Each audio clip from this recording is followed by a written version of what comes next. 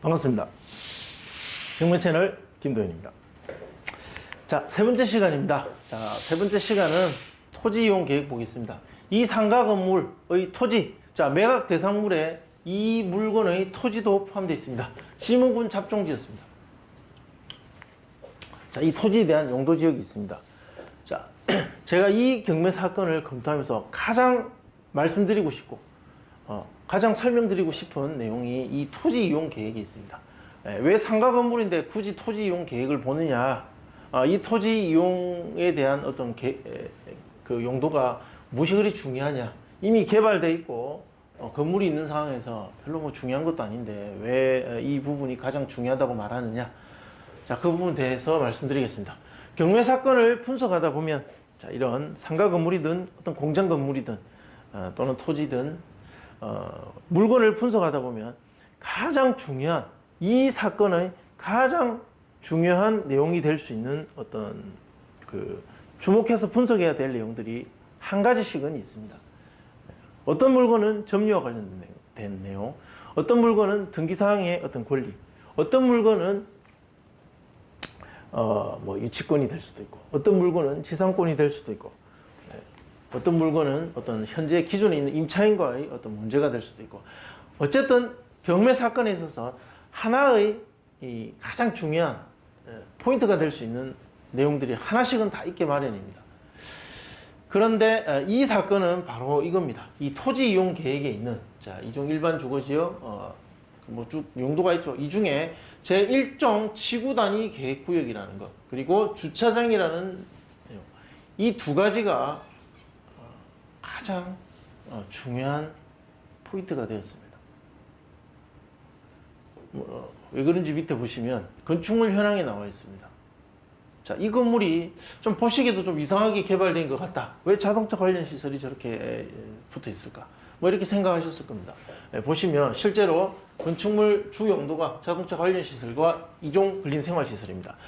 토지 이용 계획에 있는 주차장, 그 용도에 맞게끔 어떻게 개발이 되어 있는 건데, 왜 상가 건물과 뒤섞여 있는가? 자, 보시면, 자, 아까 우리 앞에서 보셨던 지지난 시간에 했던 그 층별 상황, 그 구조와 용도를 보면 이렇게 이종 근생과 자동차 관련 시설이 그 혼재되어 있습니다. 자, 실제로 보면 1182평 중에, 건축물 1182평 중에 830평이 자동차 관련 시설입니다. 더해보면.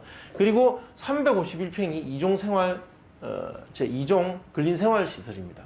자, 이 비율을 따져보니까, 제가 따져보니까 자동차 관련 시설이 대략 한 70% 정도, 그리고 이종 근린생활이 30% 정도 됩니다. 실제 상가 건물이라고 생각하고 이 물건을 사고 싶어 하는 사람은 이종 근린생활 시설을 낙찰받아서 월세를 받고 또는 가치 상승을 일으키고 싶은 거죠. 예, 그러나 실제 이 건물은 근린생활 시설이라기보다는 70%의 면적에 해당하는 자동차 관련 시설 건물이라고 보는 것이 차라리 더 현실적입니다. 자, 왜 이렇게 별로 쓸모없을 부분이 70%나 차지하는가? 바로 앞에서 말씀드린 토지 이용 계획 때문입니다.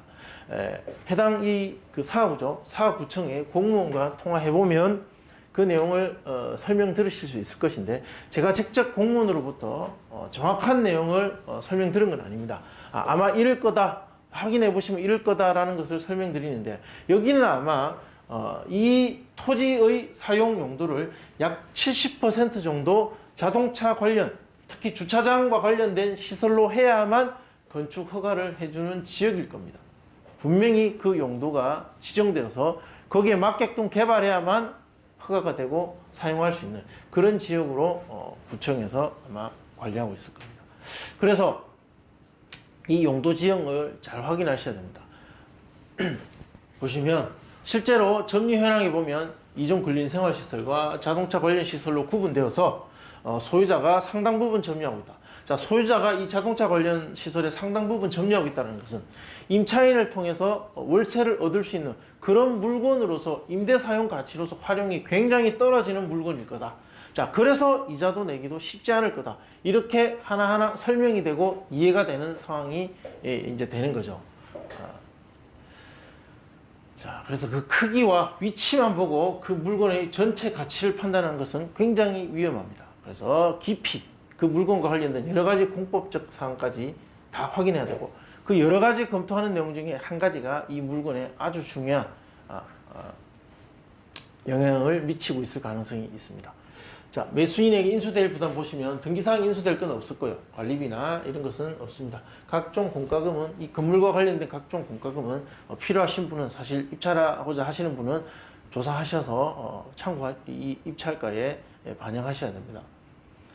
임차인 다수 있고 대항력은 하나도 없습니다. 소유자와 다수 임차인이 점유하고 있다. 자, 명도계획은 소유자와 임차인 전원을 상대로 인도명령을 신청하고 명도를 진행하셔야 됩니다. 권리관계는 소유자 그리고 대항력이 없는 임차인들이다. 한 3개월 정도는 보고 진행하셔야 될 겁니다. 자, 문제는 이거죠. 자, 여기에 대한 설명을 하고 마치도록 하겠습니다. 자, 부동산의 가치. 자, 부동산의 가치가 뭐냐는 거죠. 이 상가 건물을 낙찰받고자 한다면 이 상가 건물이 가치가 얼마나 되느냐. 감정평가의 가치와는 또 좀 다릅니다. 사람들은 시세라는 그 단어 안에 이 가치를 전부 다 집어넣고 생각합니다. 그러나 사실은 가치라는 것과 시세는 완전히 다른 내용입니다. 보시면 제가 밑에 한 문장 넣어놨는데, 소유하고자 하는 사람, 자, 사고자 하는 사람, 그 사람의 목적이 있을 겁니다. 이 물건을 왜 사고자 하는지. 그 목적이 무엇이냐에 따라서 이 가치 분석의 목표와 방법도 달라지고 그 결과도 달라집니다. 아마 좀 처음 들으시는 분들은 이상하게 받아들일 수 있는데, 왜 사람마다 물건의 가치가 달라지느냐, 사람에 따라서 가치 분석을 다르게 하느냐, 너 이상하게 일하는 거 아니냐 라고 생각하실 수 있는데, 모든 사람을 상대로 똑같은 가치를 이야기하고 시세라는 그 단어 하나로 이야기하는 사람은 아마추어고 초보인 사람입니다. 실제로 그렇지 않습니다. 정말로 그렇지 않습니다.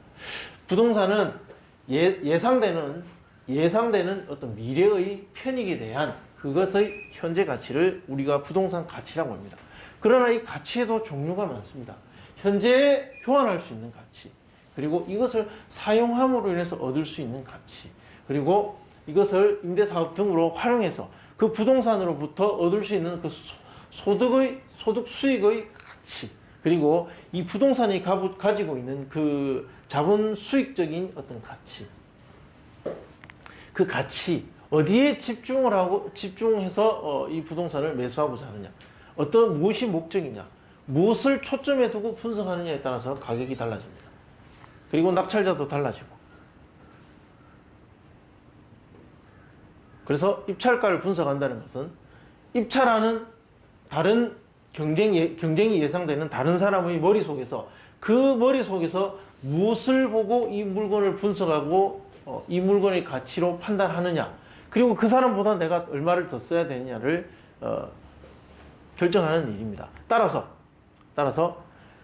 이 물건을 봤을 때 어떤 가치로 활용할 수 있는지, 다른 사람의 머릿속에 분석될 수 있는 가치, 그것을 전부 다 검토해서 판단할 필요가 있는 것입니다.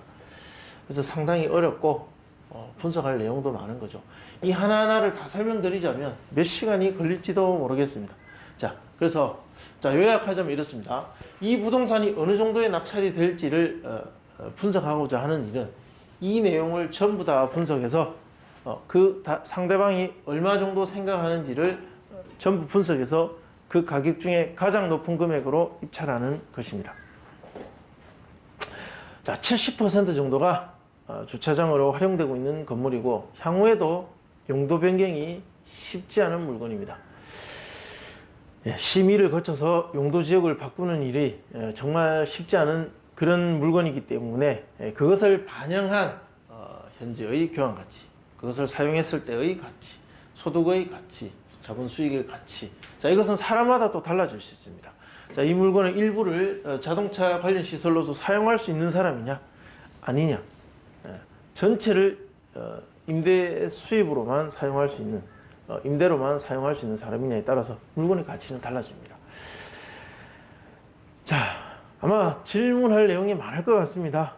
궁금하신 내용은 댓글 남겨주시면 제가 이 사건에 대해 추가적인 답변을 하도록 하겠습니다. 분석해서 촬영으로 답변할 수도 있습니다.